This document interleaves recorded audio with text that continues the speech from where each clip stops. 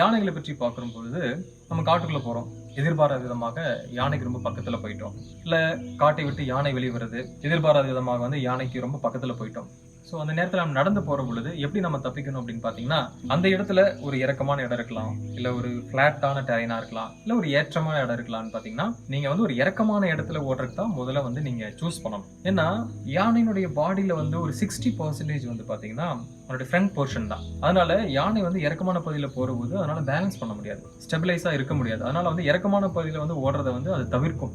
So அந்த இடத்துல நம்ம ஓடுற போது நம்ம தப்பிச்சுக்கலாம். அதாவது நேரான ரோடு தான் சார் இருக்கு. அந்த ரோட்ல தான் ஓடுற போதுன்னா ஸ்ட்ரைட்டா நீங்க ஓடக்கூடாது. கொஞ்சம் வளைஞ்சு வளைஞ்சு நம்ம ஓடுற பொழுது யானையினுடைய அந்த பார்வையில இருந்து நம்ம தப்பிச்சு போறதுக்கான வாய்ப்புகள் அதிகமா இருக்கு. சோ யானையினுடைய ஐ சைட் பாத்தீங்கன்னா ஒரு 30 மீட்டர்ல இருந்து ஒரு 50 மீட்டர் தான் ஐ சைட் இருக்கும்.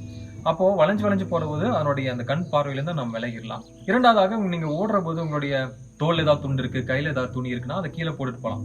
யானை அதை மிதிக்க ஆரம்பிச்சிரும். அப்ப அந்த ஃபியூ செகண்ட்ஸ்ல நம்ம யானை விட்டு ரொம்ப தூரம் ஓடுவதற்கான ஒரு வாய்ப்புகள் நம்மளுக்கு கிடைக்கும்.